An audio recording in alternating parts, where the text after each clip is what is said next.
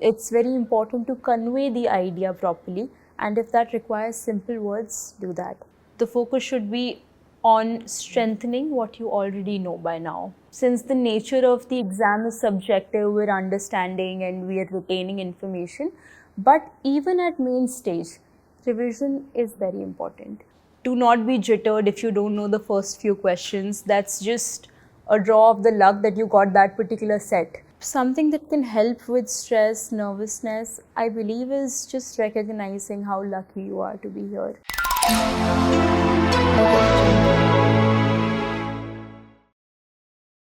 Hello viewers, today we have young, energetic and dynamic personality. She hails from the state of Rajasthan, completed her post-graduation from Delhi School of Economics, and this year she scored one of the highest marks in UPSC interview. I welcome you, Aditi Yadav. How are you? Thank you so much, sir. Very happy to be here. I'm good. So, from an aspirant to an officer, how your life changed? So right now it has not really changed. There's a sense of relief that the name is in the list, but for practical purposes, it's the same so far. It will change in the coming few months, hopefully. Tell us about the experience when you saw your name in the list. How did you feel at that point of time? So there was an exhilarating feeling of happiness, of relief mostly, because it had been a while. My interview was right at the end. It was 4 months since interviews were happening. There was the question of whether we want to appear for the next prelims or not. So we were all waiting very intensely for the results. So there was a mix of happiness, a mix of relief, a mix of hopefulness, all of those things. So, when did you decide to go for UPSC? Would you like to share some trigger point which initiated you towards this? Right, sir. After my post graduation, sir, I worked in Bombay also for around 15 months. Around 15 months, I used to work at an advisory firm. When the COVID lockdown happened in 2020 and we had to move back home, all of a sudden there was a lot of time to introspect, to think. So I wouldn't say there was any immediate trigger point that my switch was flipped, but it was a very thought through decision about the kind of work it entails, the kind of preparation it entails, the kind of life that one gets to lead. So it was only over a course of time during the early stages of the first lockdown that I took the call to In the appear. COVID situation, you decided that now you want to serve from the government side. Yes, maybe because we were seeing so much preparations and how the administration handled the such a large pandemic. So there was some inspiration from that, but even then it was a very thought through decision. Thought through decision. Okay, okay. So, Aditi, this was your third attempt. Yes, sir. Yes, in the first two attempts, what was your experience? What were your learnings? And how have you improved your strategy in the last 3 years? In my first attempt, sir, I could not clear prelims. So there was a massive change in the prelim strategy in the second attempt also. In the second attempt, cleared prelims with a very comfortable margin, could not clear mains. So then there is a learning curve in the third attempt. Now, thankfully, it has gone through. In terms of what has changed, the strategy has changed, so definitely. If there was one big change that I would say that I brought in my strategy, it would be to focus on mocks more. I do believe that for me individually, mocks helped in predicting how my preparation was, at what stage of my preparation I was at. So to focus on mocks was a big change, even in intensity across the 3 attempts. So, this year, when you were sitting in the prelims examination, so there was a shock. First shock was in the first paper, and the second shock was in the second paper. Yes, sir. So, would you like to tell us your experience and your strategy, how you dealt with that shock in the real-time settings there? Right, sir. Sir, in real time, I think it's very important to realize that there's no time to sit and be shocked. There is, it's a It's very limited time. very limited time, and if you, so yes, to remind yourself that you deal with the shock, think about the shock after you're outside the hall, not inside. Uh, do not be jittered if you don't know the first few questions. That's just a draw of the luck that you got that particular set. You go forward, you will know some questions. So just to remind myself of that, and then just try and read all questions, try to get to the ballpark of the number of questions that you're attempting to score. So say 75, 80, if that is how many questions I want to do, to try and get in the ballpark of that. So I would say that in the hall, there was really no time to even think about it. Go with the flow. Go with the flow. Because there's... You have to do with that. Yes, Okay, sir. so generally, current affairs is one of the topic that students are confused while preparing for civil services. They ask questions like how much newspaper should they need to read, what amount of time they need to put in, and do they need to make notes of the newspaper also. So what was your strategy of dealing current affairs specific to prelims and main stage? Right, sir. Sir, firstly, anyone that has sat with the past year questions will realize that current affairs do not form a chunk of the questions. Their weightage is limited, and so the effort that aspirants put into current affairs should also be limited. To limit that, the strategy that I followed from a prelims perspective, talking about prelims first, would be to follow one newspaper, which was the Indian Express for me. I did not make notes out of it. If it was something very important, say any particular article of the Constitution has been in news, I would make a note of that article, go back to the polity book and read up about it, but there were no intense notes. I would say, however, that the explained page, on the day that the newspaper has come, I would read the explained page and highlight it. 20 days before the exam, I would just read the highlighted bits of the explained page. So when you are only reading the highlighted bits, you can easily cover up to 10 explained in 30 minutes. So that is something that I did. So isse revision bhi ho gaya, and the source of the current affairs was also limited. For particular subjects, for example, environment, current affairs are very important. So for that, I stuck to PT 365.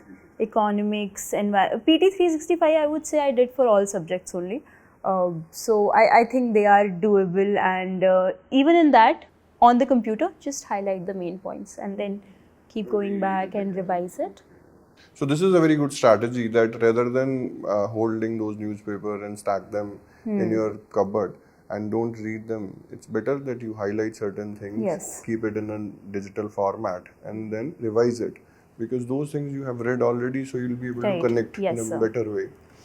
Okay, so Aditi, what about it has been often said that you also talked about the importance of mocks. But where should the one student stop?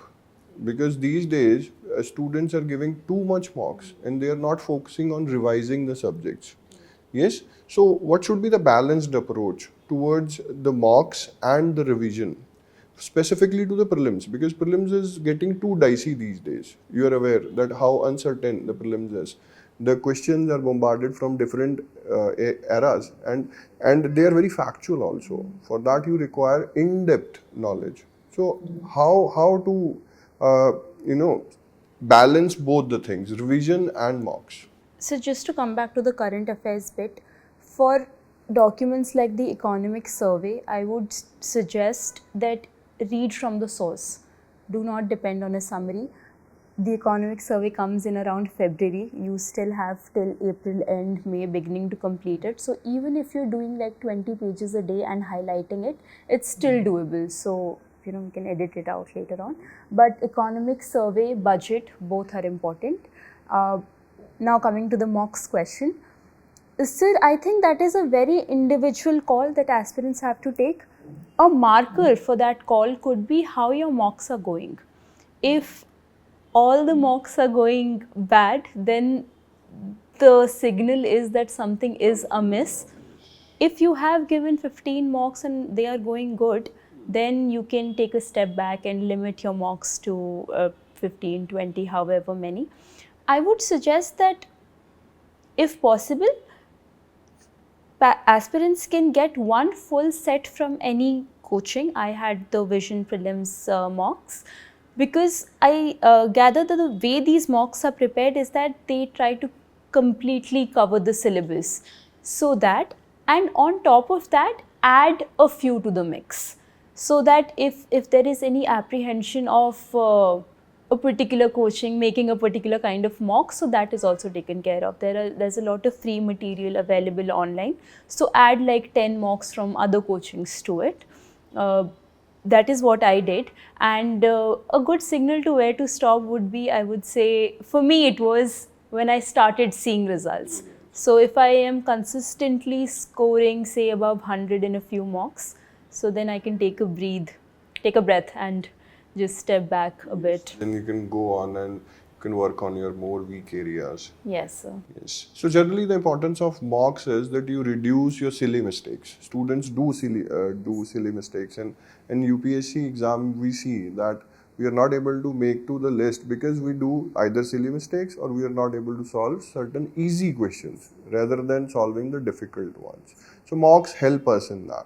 Just to add to your point, sir, when we're analyzing mocks, a simple thing that I did was I saw all the questions that went wrong or I could not attempt these questions, and amongst those questions I highlighted the ones that I have already read about, and even then if I'm not getting those questions, that means that my revision is lacking. So there's a conceptual thing Yes. that you need to go back to. Yes, so basically not to worry about the current affairs based questions, because that uncertainty will always be there. We cannot comprehensively cover every current affair, but for example, a polity question is going wrong or a geography question is going wrong.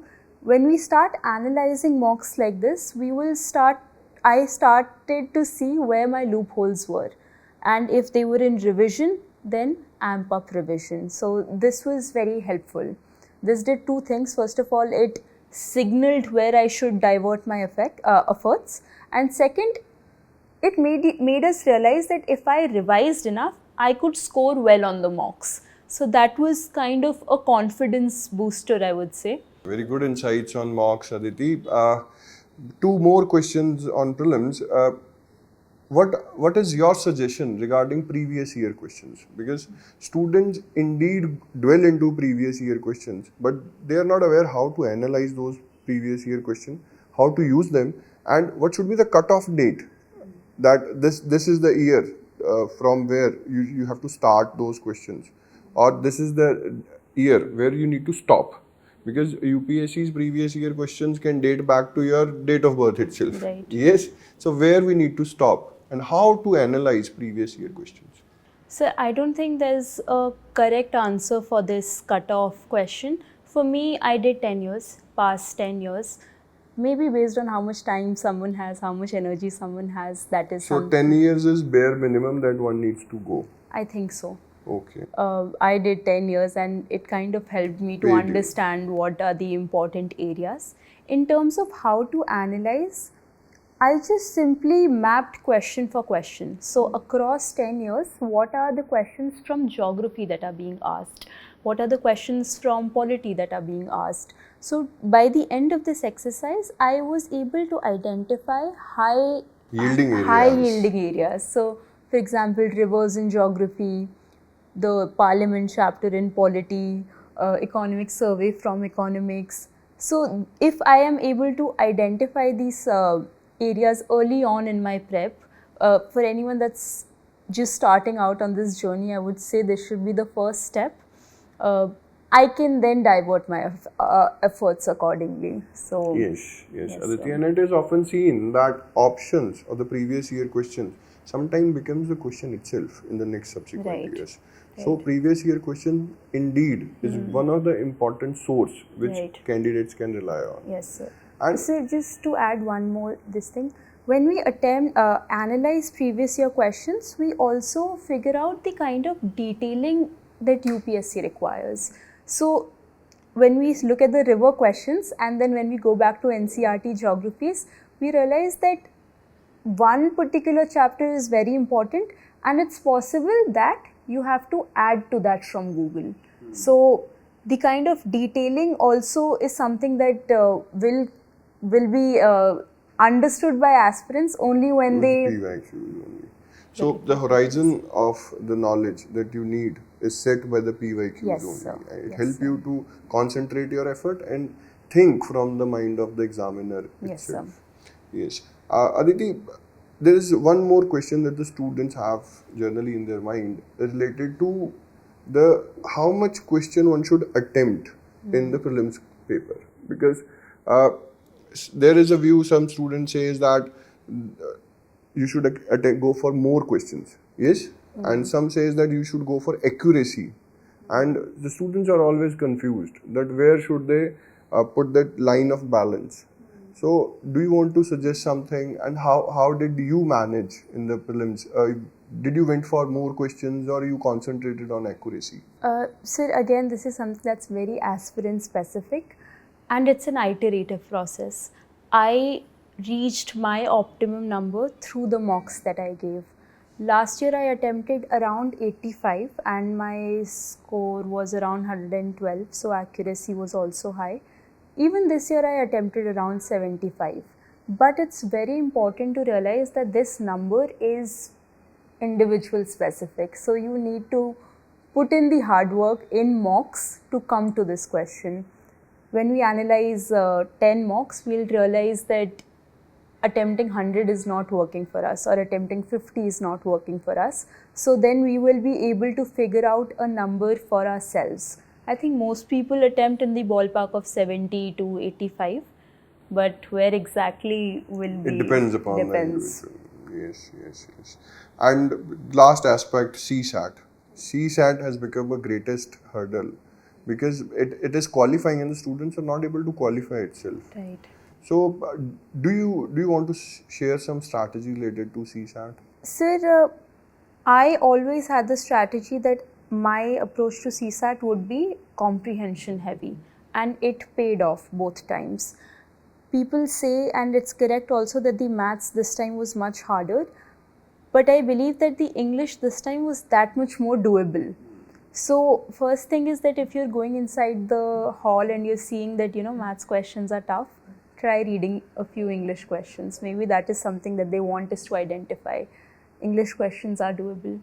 In terms of how we practice CSAT, I only did the last 10 to 15 years of actual CSAT papers and the official answer keys. I saw that how much accuracy I was getting in comprehension or logical reasoning. I would like to say that don't do silly mistakes, because this time around, due to lack of time towards the end of the exam, I could not mark 4 CSAT questions only. So when the competition is so intense, every question counts. So manage your time also accordingly. So you missed 4 questions. Yes. So, So 10 marks I could not even mark. yes, and those questions are generally the questions which are Sure. to be right. Yes, exactly. So by God's grace, you're still in the list. Yes. So, but this is a lesson to the aspirants that managing time is very important in the paper, and don't wait for the last minute to fill the OMR sheets, because generally students have this tendency कि आखिरी में ही हम भरेंगे. We need to get out of this, and we should manage time and we should fill OMR by the side we are solving. Maybe every 30 questions. Every or 30 whatever. questions, 25 questions according to the time itself. So coming to the prelims, there is a time period after prelims, in between mains, the result is not decided. So what was your experience of that time period? Were you sure that you are going to clear the prelims this year, or you are still in a dilemma ki what we need to do and how should I approach? So this time I wasn't sure, because the answer keys also were very varied across sources. So this time I was a little on the fence and I waited only for the main result to come. But last time, since across answer keys my predicted marks Core were was there. okay. Last year I did not wait, so it depends where you are. But still, there is a uncertainty in there always. For that sure. If you're getting good marks also, then also you think that everybody is getting in this range only. But I don't think one should wait. If you're getting good marks across answer keys, if you're not on the fence, or even if you're on the fence and Fence you're also. hopeful, Then don't also waste you time. need to Yeah. prepare. Yes, Yes. sir. So, would you like to share some strategy of mains with us? Like, how did you approach GS paper 4 specifically and GS paper, other GS papers? Right. So, do you have any specific strategy which worked for you this time? Sir, in my case, what happened was that I had a basic structure of notes from last year, and this time I did a lot of value add. So to plug in all the loopholes. So for example, poverty, you have I have a broad set of notes for poverty. But now this time around, if there's a current affairs news on poverty, the Niti Aayog number was in news. So to relate that to that section, sometimes I would Google committees on education and make a list of those things. So it's important to have, I would say, one and a half page of Concise notes. concise notes on all topics, and then to revise them. Because we may think that since the nature of the exam is subjective, we're understanding and we are retaining information. But even at main stage, revision is very important of both, of your own notes also and the mocks that you take also. I do think that mocks are very, very beneficial from a mains perspective, from all perspectives like time management, content management. Once you have written the paper, go back to the answer key. Again, I think the way these questions are prepared, the coachings plan them to be comprehensive. So it's not like that question may not come in any other form. It probably will. There will be some hits from your mock answers. So to revise, to analyze mocks, that is something that I did. GS4 specifically, sir, to understand first of all correctly about all the terms, collect quotes, collect incidents, collect examples, that is something that proved helpful. Across subjects, something that I also did in this mains was to reach out for mentor support. If it's happening that in mock after mock after mock, I'm not scoring as well as I would like, it's important to talk to someone. It's important to talk to someone who's looking at multiple copies, who can guide you on pinpoint some of the big and small things that can change. So I spoke to a Vision IS mentor also. There was Shashank Ratnu sir also that I used to speak to. So if you have those mentors, I think all coachings do provide that facility. Sometimes there might be some laziness or inertia in talking to the mentors, because setting up time, getting on calls, discussing something, but I think there's benefit to doing that. Because they help you to surgically improve you in certain Yes, directions and right. help you to understand where you need to improve more. Exactly. So mentorship do help in specifically in the main stage. Even if you have an informal mentor or a group of friends, that however the mechanism is, but the idea is to have some sort of guidance and not to assume that we have it all under control. If we had it all under control, we would probably see performance in. Yes, and I think biggest performers also require some coach. Even if it's Definitely. Sachin Tendulkar, he'll also require a coach. Right. So third party observer or neutral observer helps Right. in improvement of our performance. Right. Aditi, essay has become one of the challenge for the UPSC students because they are not able to first decode which essay they want to choose. Second, the philosophical essays, they are finding hard to decode those essays. So, would you like to share some strategies or what was your strategy to deal with the essay paper? So between my two mains attempts, which was last year and this year, I saw a jump of 30 marks in essays, which is a Very world good, of very good. difference. Some of the things that I did this time and I did not do last time seem to be to keep it simple, first of all. I think sometimes in the hall we tend to think that Many people may write an essay on some topic, so maybe we should be different, this thing, that thing. The idea is to write your own essay good. So whichever topic seems the most feasible and comfortable to you, choose that. Now that you have chosen a topic, keep the essay itself very simple, I would say. We don't need to, put fancy words just for the words' sake. It's very important to convey the idea properly, and if that requires simple words, do that. Time division. It's very important to focus on both essays and allocate time accordingly. How, and now coming to the philosophical bit, one thing that I think I was always comfortable with the language, so it was not that much of an issue for me. But it seems to me that in a very subjective, very philosophical kind of essay, we need to think along different lines. What could this particular line mean in economics, in politics, in science and tech? How all of this will happen is through practice. So maybe get into a essay specific program, since essay is a paper that aspirants can score in, and Good score they can right. do an essay. Okay, so Aditi, talking about the optional subject, so you're the student of economics. Right. You're a postgraduate student of economics. Yet you choose PSIR as an optional subject. Right. So what was the thinking behind this decision? Sir, firstly, there was some time lag between when I had done my masters and when I was starting UPSC prep. In my first attempt, actually, I did choose economics. It was only my second attempt onwards that I chose PSIR. There was some time lag, so I kind of would have had to start at the base. The nature of economics at Delhi School of Economics is somewhat different from the demands of the UPSC syllabus. So while my understanding of economics may have helped and aided in covering the syllabus, there was no direct correlation between what I was studying in masters and and the UPSC syllabus. There was very little, I would say, from my perspective.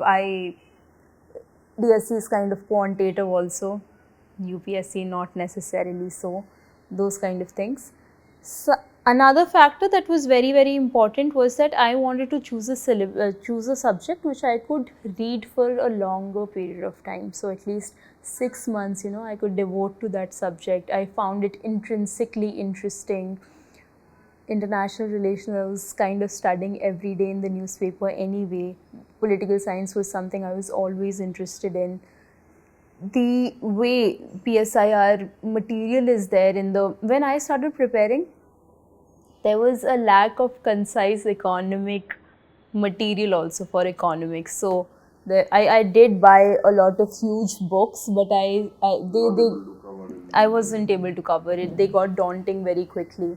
And you have to cover other lot of things. The Yes. subject is so vast, and so if we see the perspective of the students who are yet to take optional subjects, so what will be your valuable advice? Because you also change your subject. So what piece of advice you want to give to the students who want to take an optional subject and yet they're confused which optional subject they should go for? So my first advice would be, what is interesting to you? Something that you can read day after day after day. Second, depends on how much time you have also.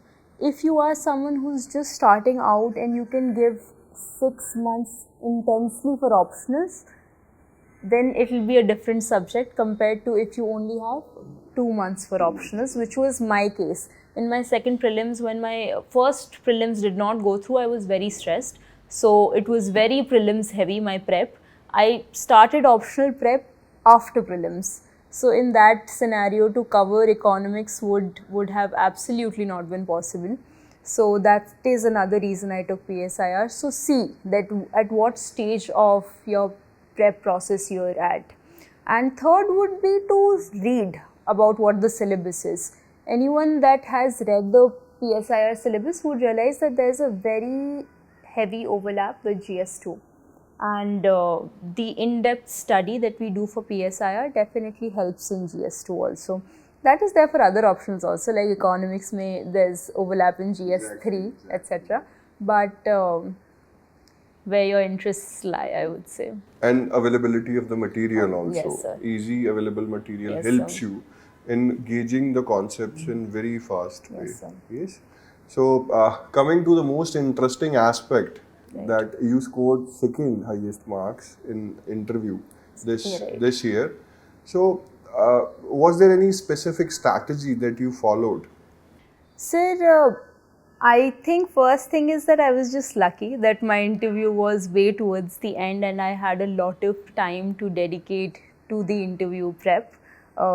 A big takeaway from that would be get into interview prep soon after mains. Don't wait for the list to come out because we don't know how much space there would be. In terms of the actual process of prep, I was methodical about it, strategic about it. Two bits are there to the prep. One is the DAF bit, your statics, how do you cover that? And one is the current affairs, which you also need to follow follow right till the day of the interview. Let's talk about the two separately. When it came to current affairs, I followed two newspapers. One was my General Indian Express and one was a Mint paper because my graduation subjects were economics. So I had to have an economic heavy paper. I should ideally also have had an IR heavy magazine or a paper or a blog, but I did not. So if people preparing now, have those kind of dedicated sources, because if it's your optional, if it's your graduation subject, you One need needs to to have have detail. that level of depth about the topics that you're talking about. So that is something that I did. Something that I did was identify subject matter experts. So for economics, I was following, there's a series Macro Sutra, which the print does, and Dr. Radhika Pandey talks about the various economic concepts on that. So that is something that I was following, and they release a video periodically. I don't know what the exact nature, the date or days or this thing is, but there is certain periodicity that comes with it. When an expert talks, there's also a certain level of depth that comes with it. And since it's a video, it is just more interesting than reading something off of a PDF. For international relations, I began following, by chance I came across Dr. Swasti Rao's videos on YouTube. But then I started following those and they were also very helpful. So subject matter expertise. In terms of the static bit, which is your DAF, the idea is to cover the DAF comprehensively. The way I went about it was I got a question bank from there's this mentor Abhishek Saraf sir. He spends some time with the aspirants and then his team comes back to you with a comprehensive question bank. People can make that question bank on their own also. Now we have ChatGPT. If you trust ChatGPT, then you can make that question bank on your own. But still, I think GPT is at very initial stages. Yes. When it comes to making questions related to UPSC and Right. your career is on the stake. Right. So you must actually diversify. Right. The more questions you have, the better you can prepare. Right. More in-depth knowledge you'll Right. have. So if you'll have those settings in your brain, the better delivery will be there. Yes, sir. Yes. So it So- helps. His team also uses the transcripts from past years to map questions. So if, for example, there's a logistics entry in my DAF, so that PDF had like 12 odd questions on logistics, which helped me to comprehensively cover all such entries in my DAF. I just want to mention another mentor, Frank Rausen Pereira sir. He has this initiative where he helps aspirants identify like what the nature of their DAF is, where should they focus their efforts, some of the questions that might be asked. So I did spend some time there also to again understand where should I diversify my efforts. In terms of things like hobbies, which are not technical, they're kind of subjective. I used ChatGPT. For example, one of my hobbies was that I was interested in interior designing, you can say. So I just typed UPSC interview questions on interior design, and there were some very interesting entries that ChatGPT gave. But be very, very wary. I did this only for a few entries because, again, I wasn't very comfortable with using it for all entries. But for something that's subjective, it was very interesting. So that also can be done. Aditi, your experience of interview can help students because you have scored good marks in the interview this time. So would you like to share what exactly happened on the D-Day? I think in the first week of April it was. So you were sitting outside and this was the first interview that you were giving, and n number of things might be coming into your mind. How did you deal with that? And the process, sitting there and going inside, and the whole interview process which happened. So if you want to illustrate on that, it can be very helpful for the students. Sir, firstly तो मेरा इतने end में था interview. It was on the second last day, so a lot of my feeling was कि it'll be nice to get over with it. It's been way too long. We've been studying. It'll be nice to just give it and get over with it. When you're in that zone, something that can help with stress, nervousness, I believe, is just recognizing how lucky you are to be here. We were all, since day one, praying that we get to be in that room, and by telling yourself that it's happening, you are in this room, cherish this moment, you've prepared well, rest, leave to God. Just keep calm. You want to make sure that you use the 25-30 minutes that you have very calmly, very diligently, and give your best. Rest, leave to God. Leave to the God. Yes. Go with the flow. So what happened inside the interview hall?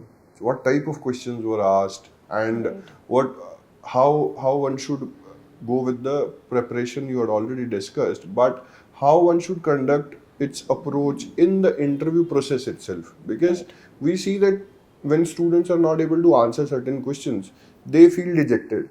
They feel they value judge their interview in the interview process itself, which takes a backlog, or they carry the baggage of first question towards the other subsequent questions. Right. So, would you like to advise students regarding this? Sir, firstly, though, I would just like to say that this was my first interview, so this is just an experience of what happened with me on that particular day. I just want to say that this is just a very individual experience. There's no trends here. This is just my experience. Just to be calm and just to be yourself. Across transcripts, even when we were reading transcripts, I was on the second last day, so a lot of transcripts had come before my interview. One common point that aspirants pointed out was that the board is there to make you feel comfortable. You have to believe that they are there to just talk to you and make you feel comfortable. That is something that helps in not panicking in the room or not getting scared in the room. A lot of it is luck, how your first few questions go, what is the kind of connect that is established. But before the interview, I did tell myself that it's fine if I don't know some questions, it's fine if I don't know the first few questions. We know for a fact that there have been toppers across years where their interview wasn't the best, so it's fine. Just cherish the moment, try to live in the present. That is something that will help. My interview was a lot on the subjective side, I would say so. In terms of technical questions, there were questions from mostly PSIR. The UNSC reforms were in the news on those days, so there was some discussion around that. Other than that, a lot of it was subjective, behavioral, those kind of things. I think the key, like so many people before us have told us, I'm just another person who's validating those things, is to be very honest, is to be yourself. and to be very honest. So if you don't know something, you don't know it, and whatever your views are, I think they want to know your views. So if you present them in a balanced manner, which will again come through practice. I had that kind of practice in the various mocks that I gave, and also outside of mocks, make it a way of life for a few days. If you're talking to someone at your house and you're discussing questions with them, whether it's your sister, your brother, your friends, your parents, whoever that may be, and if you're discussing questions, try to observe what is the kind of language you're using, how many words you're using. It's very important to be concise. So those kind of Getting things. into the zone. Getting into the zone, and that should begin before the D-Day, a few days. Of course. And the most important thing is that you have to start preparing once you get to know that your interview will be there. Yes. Because you don't know in which list you land up. Yes. And if you land up in the first list, you get very small amount of time to prepare. Yes, so from that perspective, I would say that once aspirants have recuperated from the mains fatigue, get They must into it, switch on. because who knows who will be on the first day and who will be on the last. That's just a draw of luck, I think. So get into it, quite front load your preparation essentially. Aditi, you talked about mocks. Right. So generally the students also have these doubts in their mind that how many mocks they should give and how to utilize the mocks. Right. So would you like to suggest certain things regarding the utility of the mocks in your preparation, mock interviews specifically what I'm talking about, and how to utilize the learnings from those mocks? So for me, there was a learning curve to mocks. In the beginning, my first mock was in late December, not early December, late December. In the first few mocks, you see yourself where you're lacking. Even the technical questions I wasn't able to answer very correctly. So that was an obvious thing to work on. These kind of things are very visible to the aspirant itself. The diversity that mocks bring. We cannot sit at home and from the get-go have all these questions. You have to be in a room. You have to be in front of 4 people that you do not know to realize what the extent of your knowledge and your presentation is right now. So from that perspective, I would say that people who are not even in the first list, it's not a bad idea to give 1 or 2 mocks to assess yourself where you stand. Secondly, how many mocks? Moving on, when I could not answer technical questions, that is something that I had to work on. In the mocks later on, there were different kind of issues. Some of the issues were like, was I concise enough? How did I react when I did not know a question? Did I get under stress, or various other things? So these are things that very organically, I think aspirants only, they are themselves able to identify. By the end of a mock interview, you have a brief idea of how you've done. But to very cautiously be present through that process and to work on it. So see from mock to mock how it's going. Having said that, of course, there's always a rider that mocks are very, very subjective. Take all feedback with a pinch of salt. See how you feel about the situation. You may not always agree what the other person is saying. So those kind of things are there. Right. So do you think that there should be some ideal date that one should fix, that I won't be giving mocks beyond this date? Right. Because your performance in the mock can be different from the actual performance in the interview, and if your mock doesn't go well, so it might hamper your actual mindset, the mindset that you're going to carry in the real time interview. Right. So what was the cutoff date for you to stop giving mocks? So for me, the cutoff date was 7 days. But I would say that even up to 10 or 12 days is fine. So you should give, one should give himself or herself a cooling down period. Yes, sir. Yes, Where that's you're very just important. sort of telling yourself that, okay, this is coming to a close, final revisions, and then just being very comfortable, being very healthy, literally like physical health you should focus on, because a healthy person has a very different demeanor than someone who may not be healthy, and to not just to work on stress, I suppose.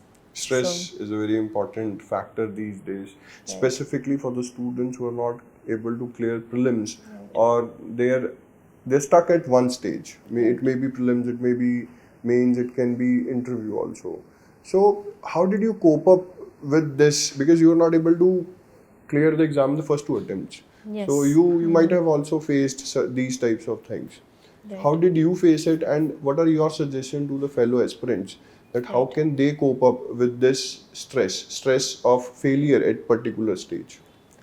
It's never easy, sir. Firstly, though, I would just like to say that it's very, very difficult. So it's fine if someone's having difficulties. It's legitimate, that sort of difficulty. Uh, in terms of how to cope up with it, one would be to realize why to tell yourself why did you start all of it. There is a learning curve to this exam. Uh, to see if you are on that learning curve. Third would be to always think about backups. You know, uh, backups kind of provide some semblance of a security. So just think. I'm not saying that you need to act on your backup. That might not prove fruitful. A lot of people can do it without jobs, but a lot of people choose to not also. So I'm not saying that you need to take a job right away, but just think along There those should be a lines. plan B, according to you. That will just take Think off the about stress. it. Think about it. Like, uh, if the time comes that you have to act on it, you should at least mentally have a few Mental framework roads, for yeah, it. mental frameworks of where to go. Then to have a support system, whatever that support system is. If you are living with family, then your family. If you're living away from family, then your friends, your mentors. To have that sort of support system. But generally, Aditi, we see that when we prepare for UPSC, we get into some isolation. We tend to Right, disconnect ourselves from the society, from friends, from right, parents, because we are into a certain zone, and right. we feel like that if we'll be in a certain zone, we are more productive. But actually, it does not happen. Doesn't happen, Yes. right, So, your suggestion is very good, that one should connect to the right, society around, so that right, they're able to release their stress. right. Yes, and that in terms help the productivity, their Definitely. productivity itself. In my first two attempts, that was my thought process also, that if I was somehow closed off from the world, that I was putting more hours in, or I was more of a hard worker if I wasn't doing anything else. In my third attempt, a lot of it was, okay, I'm going to do everything that I want to do. I will study as much as I can in the remaining time. So it's very important to have a connect in the outside world. It'll help you release stress. It'll help us realize that there's a world outside of it, which is great. So, And one can also dwell into certain hobbies and yes, extracurricular activities also. As definitely if you're so. physically or mentally involved in something else, it'll Right, just help your mind to cool down right, from the stress that you're already having. right. So, did you go for any extracurricular activities or hobbies? Sir, I used to try and walk a lot. I used to try and play a bit, whether that any game, whether that's badminton, whether that's tennis. I used to go out for outings also. I would meet my friends at least twice a month of sorts. They're short outings, not long outings, but Something out of something the zone that you out are of the in. zone. Yes, yes. Very important. So Aditi, like 2024 is about to come, Right. prelims. So do you want to give any suggestion to the fellow aspirants, that how should they prepare, what should be their strategy, and what they should not do in the next coming days? Sir, I think there's hardly any time left for prelims now. It is almost here. Uh, Focus on revision. I don't think it's a good idea right now to take on a lot of new material. Uh, if you have to inculcate new material, it should be very, very limited. Maybe PT 365 as they are released, but not much beyond that. The focus should be on strengthening what you already know by now. That should be okay. Uh, don't take stress. I've heard yoga helps with it. I've not tried it myself, but I've heard it helps a lot. So that is something that people can look into. Try to do CSAT questions, a few questions every day. I think there are these sources that release 5 questions: comprehension, logical reasoning. So keep at it. Do not wait for the last week to start doing CSAT. And yes, focus on revision. I would say Revision be is the good. key to success in UPSC, specifically 2024 Yes, prelims. Seeing right. the last pattern that Right, we sir. had. Okay, so Aditi, very insightful session. I thank you for this wonderful session with us. You have highlighted your experience in very honest and sincere manner. Hope students are going to gauge good things out of your experience. Thank you so much for having me, sir. Thank you. Thank you, viewers, for watching this insightful session from Aditi. Hope you have taken good amount of inputs from her experience and you can utilize it to make your own path. As it is said in Rigved, let the noble thoughts to come to you from all sides. Thank you.